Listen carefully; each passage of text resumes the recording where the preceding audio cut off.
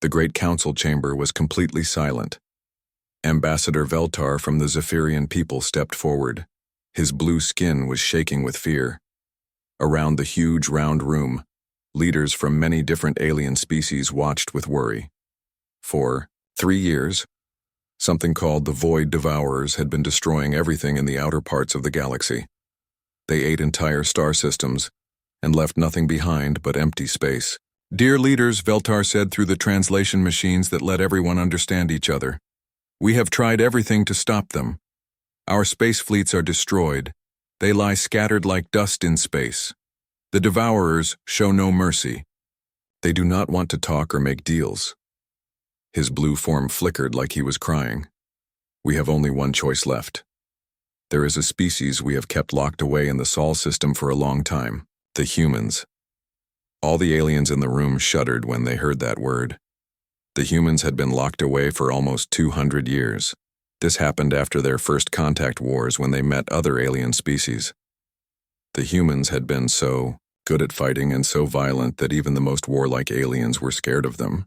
The galaxy decided humans were too dangerous to be part of their peaceful society. Human ships could destroy entire fleets. Human soldiers never gave up fighting. They would sacrifice everything to win a war. Elder Korthak from the hegemony stood up. His body looked like a giant insect with hard shell armor. He made clicking sounds when he was upset.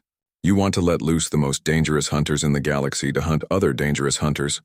What makes you think they will stop after they kill the Devourers? Why won't they just keep killing everyone?" Veltar's blue body pulsed with determination.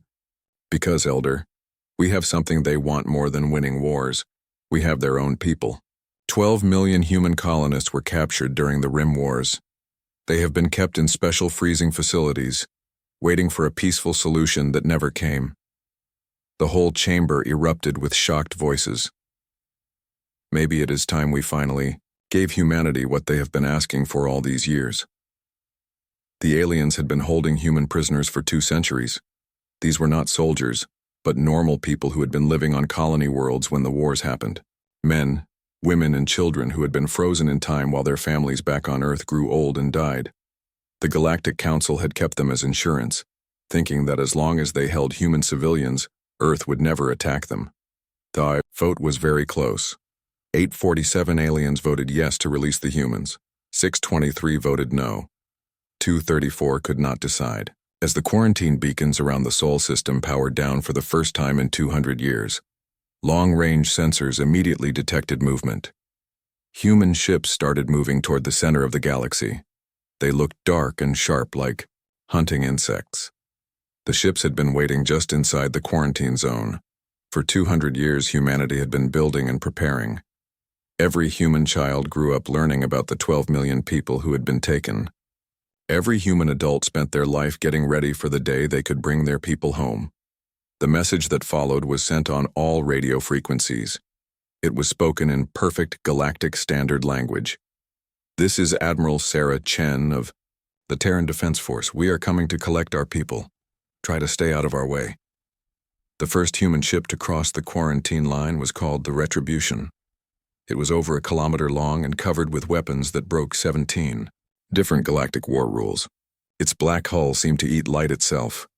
Its engines burned with a red glow that looked wrong somehow. Behind it came hundreds more ships.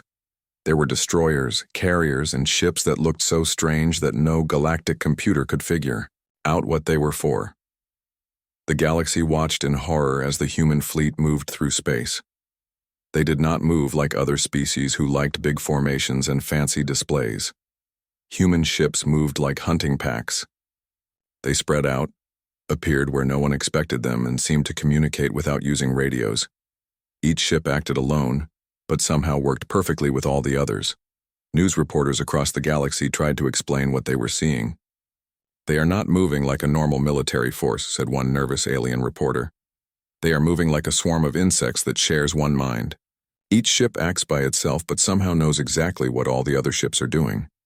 It is like they share thoughts, but our scans show they are completely biological beings." What the galaxy did not understand was that humanity had learned to think as one species during their long isolation.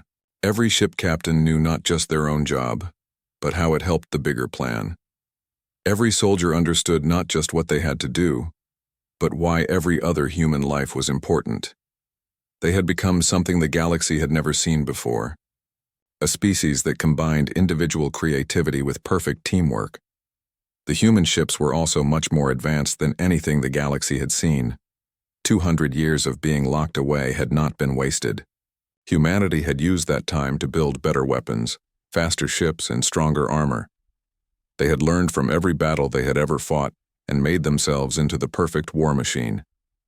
As the fleet moved deeper into galactic space, human infiltrators who had been hiding for decades began sending information back to Earth. They had been waiting, watching, and learning about alien weaknesses for generations. Now they activated and began feeding intelligence to the advancing fleet. The galaxy realized they had made a terrible mistake. They had thought keeping humans locked away would keep them safe. Instead, they had given humanity 200 years to become angry, to plan, and to build an unstoppable war machine focused on one goal: bringing their people home. The human ships continued moving forward. They ignored all attempts at communication from alien governments. They ignored offers of money, territory, and trade deals. They had not come to conquer or to negotiate. They had come to take back what was theirs. Behind them, the quarantine zone that had held humanity for 2 centuries lay empty and broken. The cage was open, and the most dangerous predators in the galaxy were free to hunt. The galaxy had begged for peace from the void devourers. But they had awakened something far more terrifying than any mindless monster. They had awakened a species that remembered every wrong done to them, that never forgave, and that never stopped fighting until they won. The humans were coming, and nothing in the galaxy was going to stop them from getting their people back. Captain Marcus Hayes stood on the bridge of the Retribution. His eyes had been surgically improved with technology that let him see better than any natural human could. He looked at the screens showing him where all the enemy ships were located. 200 years of being locked away had not been wasted. Humanity had been preparing, building, and planning for exactly this moment. The human ships moved through space in ways that confused and scared the alien watchers. Unlike other species that like to show off with big formations and ceremonial displays, human ships moved like wolf packs. They spread out across huge areas of space, appeared where enemies did not expect them, and somehow worked together perfectly even when they were light years apart. "Sir," his tactical officer reported, "we are getting surrender offers from 14 different star systems along our route. They are offering us money, resources, and even parts of their territory if we leave them alone." Hayes did not change. His expression, his face remained cold and determined. "Give them the standard response, Lieutenant. We are not here for territory or money." "Yes, sir. Sending now. Humanity accepts your surrender. Prepare detailed records of all contact with our captured citizens. Your cooperation will be remembered when final judgment is made." The alien news networks exploded with footage of human fleets moving through space. Military experts tried to explain to their terrified audiences what they were seeing. The humans were not acting like any military force the galaxy had ever encountered. On the Centauri News Network, a military analyst named Quex High tried to explain the human formations to his viewers. His voice was shaking with fear. "They are not moving like a normal military force," he said. "They are moving like a swarm intelligence. Each ship acts alone but somehow keeps perfect coordination with the whole group. It is as if they share a collective mind, but our scans show they are completely biological." What the galaxy did not understand was that humanity had learned to think as one species during their isolation. Every ship captain knew not just their own mission, but how it fit into the greater strategy. Every soldier understood not just their role, but how important every other human life was to the overall plan. They had been forged into something unprecedented, a species that combined individual creativity with perfect collective purpose. The human ships used technology that was centuries ahead of anything the galaxy possessed. Their stealth systems could make entire fleets invisible. Their weapons could punch through armor that had never been damaged before.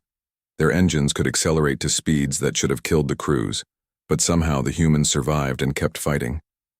During their long isolation, humanity had not just built better weapons, they had rebuilt themselves. Genetic improvements, cybernetic implants, and advanced training had turned every human into a perfect warrior. They were stronger, faster, and smarter than they had been 2 centuries ago. But most importantly, they were angrier. Every human child grew up learning about the capture. They learned the names of the 12 million people who had been taken. They learned about the families that had been broken apart. They learned about the children who had grown up without parents, and the parents who had died waiting for their children to come home. This knowledge burned in every human heart like a fire that could never be put out. The first real battle came when a Void Devourer scout fleet intercepted the human advance near the Proxima cluster. The galaxy watched through long-range sensors as the two forces met. Everyone expected a difficult fight. The Devourers had destroyed every fleet sent against them.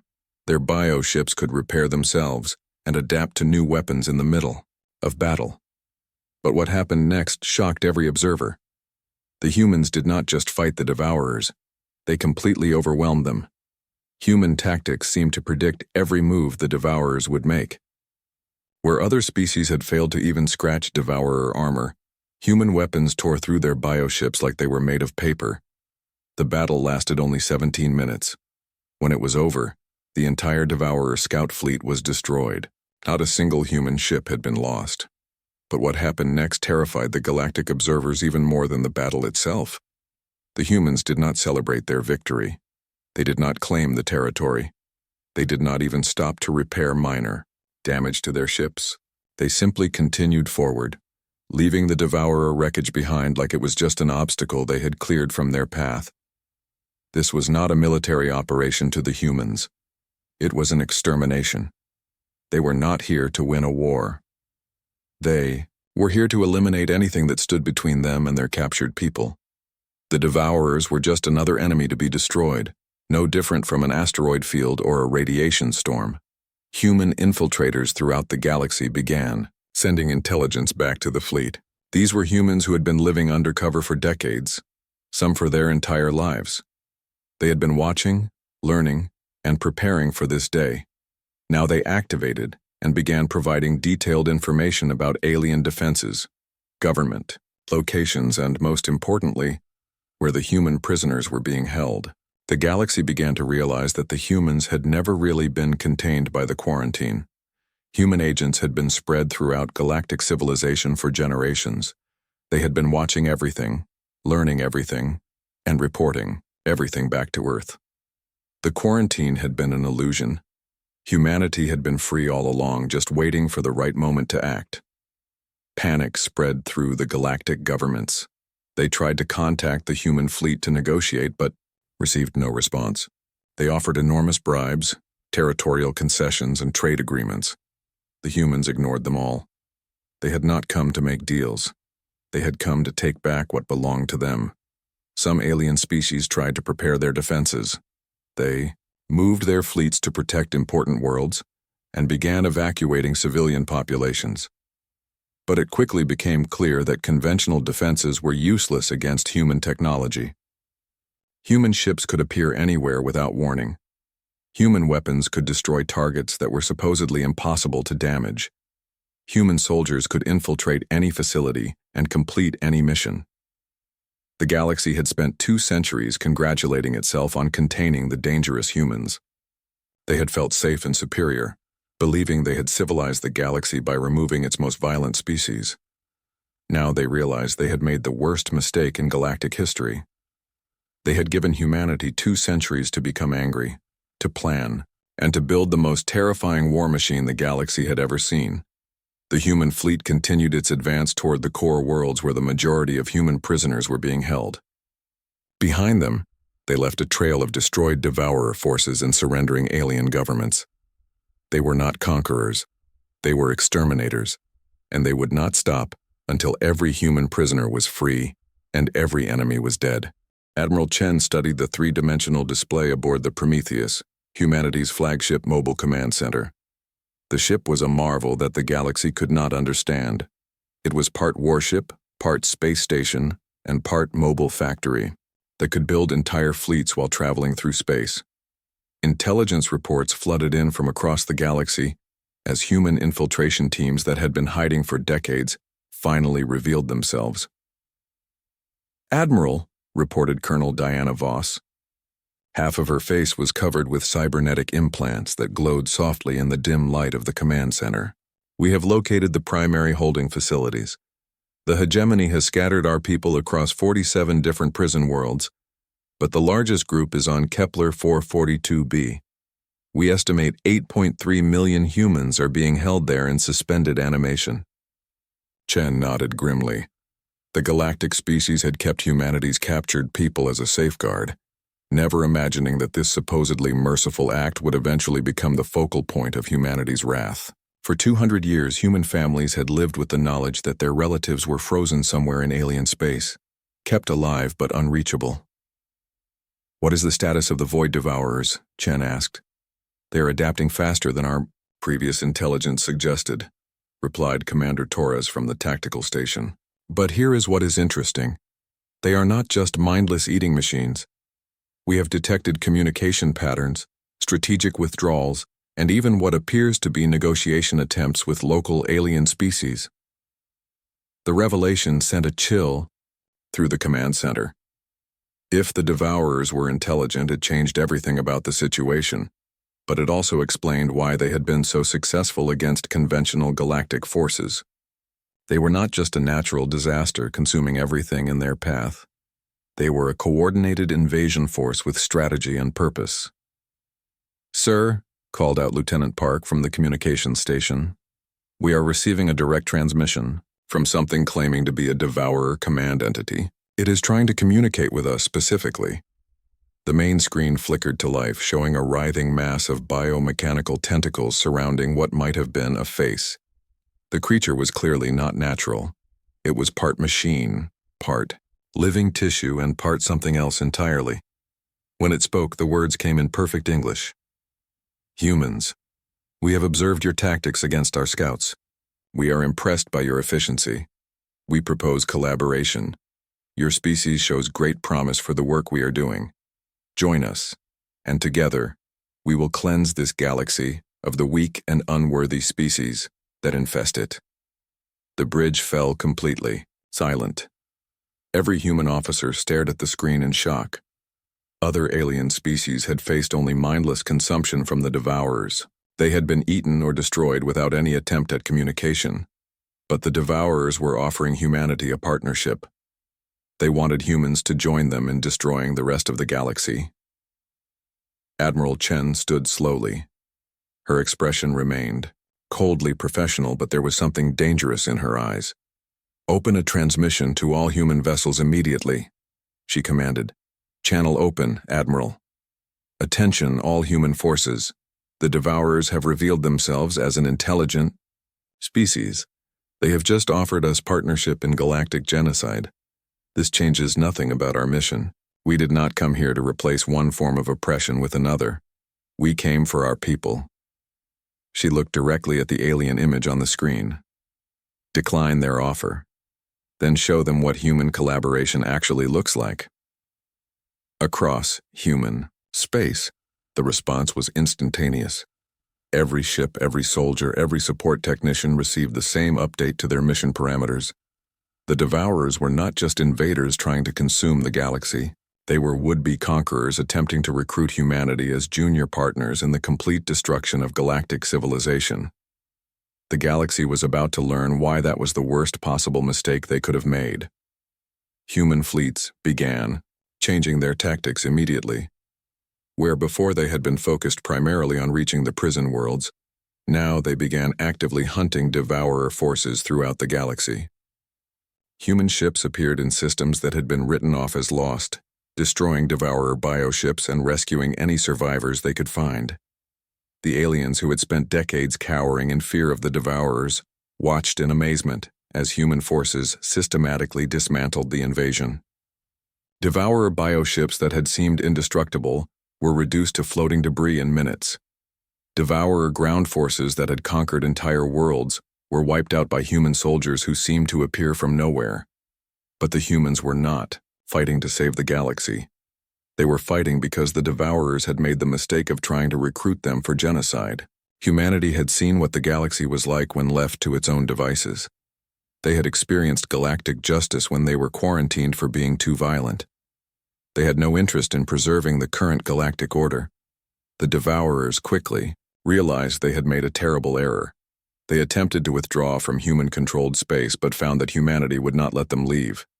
Human ships pursued fleeing Devourer forces across light years of space, destroying them wherever they tried to hide.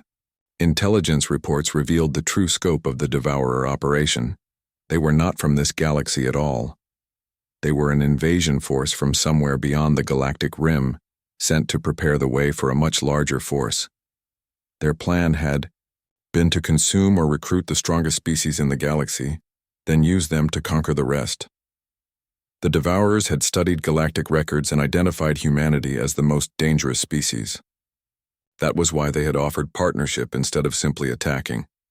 They thought humans would be natural allies in their campaign of destruction. They were wrong.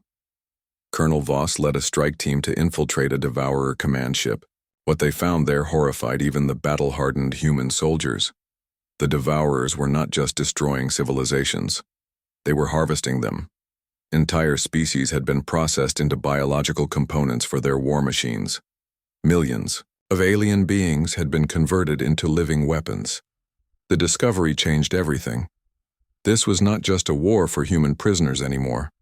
It was a war to prevent the Devourers from doing to the entire galaxy what they had already done to countless worlds beyond the rim. But humanity would fight this war on their own terms. They would save the galaxy not because they loved it, but because they refused to let anyone else destroy it. The galaxy belonged to the species that lived in it, no matter how weak or corrupt they might be. It did not belong to outsiders who wanted to harvest it for spare parts. The human fleet began moving faster, striking harder, and showing no mercy to any Devourer force they encountered. They had been prepared for a rescue mission. Now they were conducting an extermination campaign. The galaxy watched in a mixture of relief and terror as humanity systematically destroyed the most dangerous enemy they had ever faced. But they also began to understand that when this war was over, they would owe their continued existence to the species they had kept locked away for 2 centuries. That debt would have consequences none of them were prepared for. 6 months after the Battle of Kepler 442b, the galaxy was a completely different place. The Void Devourers had been totally eliminated, not just defeated, but systematically hunted down and destroyed across every star system they had ever touched. Human fleets patrolled the outer rim territories with the methodical thoroughness of exterminators, making sure no trace of infestation remained. The rescued prisoners had been returned to Earth, but their stories spread throughout human space like wildfire. Tales of galactic species who had stood by for 2 centuries while humans suffered in captivity. Stories of civilized races who had used human prisoners as diplomatic leverage. An entire galaxy that had quarantined humanity, not out of fear of their violence but out of fear of their competence.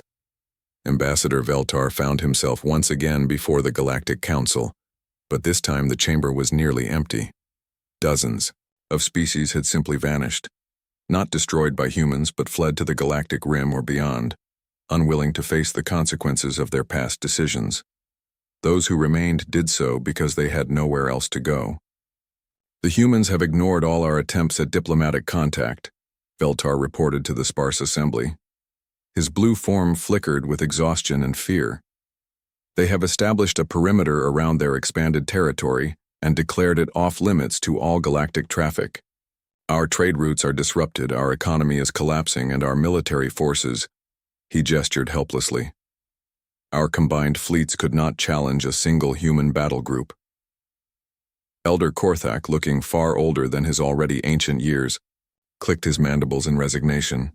What do they want? Territory? Tribute? Do they want to rule over our species? The answer came from an unexpected source. A human figure materialized in the center of the chamber. It was not a hologram, but an actual human woman in a simple military uniform. The fact that she had somehow bypassed every security system in the galaxy's most protected facility without triggering a single alarm was not lost on anyone present. Admiral Sarah Chen, She introduced herself calmly. I am here to clarify humanity's position, since you seem confused about our intentions. She looked around the sparse chamber with obvious disdain. You want to know what humanity wants? We want you to understand exactly what you are. She activated a holographic display showing galactic territory maps spanning centuries. For 200 years, you had the opportunity to return our people through diplomacy. Instead, you chose to use them as leverage, as bargaining chips, as insurance against the day humanity might become inconvenient to your comfortable galactic order. The display shifted to show the devastation left by the Void Devourers before human intervention. When an actual threat emerged, you were so helpless that you had to beg the savage humans to save you. And even then, you only did so because you thought you could control the outcome. Chen's expression remained perfectly calm, but her words carried the weight of absolute conviction. So here is what humanity wants. We want you to live with the knowledge that you are exactly as weak, cowardly, and morally bankrupt as your actions have proven. We want you to rebuild your pathetic civilizations in the shadow of that knowledge. And we want you to remember, every single day, that the only reason you still exist is because we chose to save you despite yourselves. The aliens in the chamber sat in stunned silence. They had expected demands for territory or tribute. They had prepared for negotiations about trade agreements or military alliances. But the humans wanted something far worse than conquest. They wanted the galaxy to live with shame. Furthermore, Chen continued, humanity is withdrawing from galactic society permanently. Do not contact us, do not approach our territory, and do not mistake our mercy for weakness. The next time you face a threat you cannot handle, solve it yourselves. You wanted peace, congratulations. You have it, forever. She turned to leave, then paused. Oh, and one more thing. We know about the second Devourer fleet approaching from beyond the rim. The one that will arrive in 12 months. The one that is 100 times larger than the force we just destroyed. The temperature in the chamber seemed to drop several degrees. Good luck with that. The hologram faded, leaving the council chamber in stunned silence. Through the vast windows they could see human ships departing from galactic space. Not in retreat, but in dismissal, like adults leaving children to clean up their own mess. The galaxy realized with growing horror that humanity was serious. They were not going to help with the approaching invasion. They were going to seal themselves away in their expanded territory and let the rest of the galaxy face annihilation alone. Panic spread through every remaining government. They tried everything to contact humanity again. They offered enormous tributes, complete surrender, even the dissolution of their own governments in favor of human rule. But the humans ignored them all. The communication channels that had carried their plea for help 6 months ago now carried only silence. Some species attempted to prepare their own defenses against the coming invasion. But without human technology and tactics, they knew they had no hope. The first Devourer force had been merely a scouting expedition, and it had nearly destroyed galactic civilization. The main fleet would finish what the scouts had started. Years later, galactic historians would debate whether humanity's withdrawal was mercy or the cruelest punishment imaginable. The galaxy achieved its peace, but it was the peace of children cowering in a playground after the adults had intervened and departed, knowing that they were alone with their shame and their weakness. The approaching Devourer fleet arrived exactly when human intelligence had predicted. Without human intervention, the battle was over in weeks.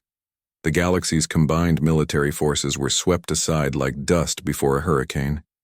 Billions of beings died as world after world fell to the invaders. But something unexpected happened. As the Devourers approached the human perimeter, they simply stopped. Long-range sensors detected massive human fleets waiting just inside their territory, but the humans made no move to engage. They watched as the galaxy burned around them, but they did not act. The Devourers sent the same recruitment message they had tried before. Humans, join us. Together we will finish cleansing this galaxy of weakness. The human response was broadcast on all frequencies for everyone to hear.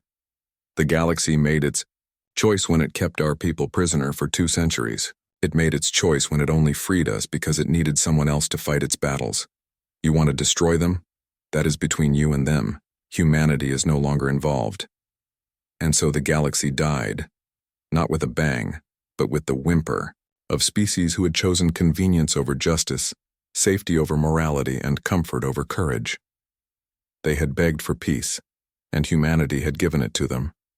But they had also given them something else, the knowledge that their saviors had found them unworthy of salvation, and had saved them anyway only to watch them fall when they faced the consequences of their own choices. In the end, that might have been the most human thing of all, to save someone not because they deserved it, but because saving people was what humans did, and then to let them face the consequences of their own actions, because that was what justice looked like. The galaxy had gotten exactly what it had asked for. They were just beginning to understand what that truly meant when it was far too late to change anything. In the depths of space, human ships continued their patrol routes along the edges of their territory, not as protectors, but as witnesses to the final lesson the galaxy would ever learn about the price of keeping predators caged until you needed them to hunt.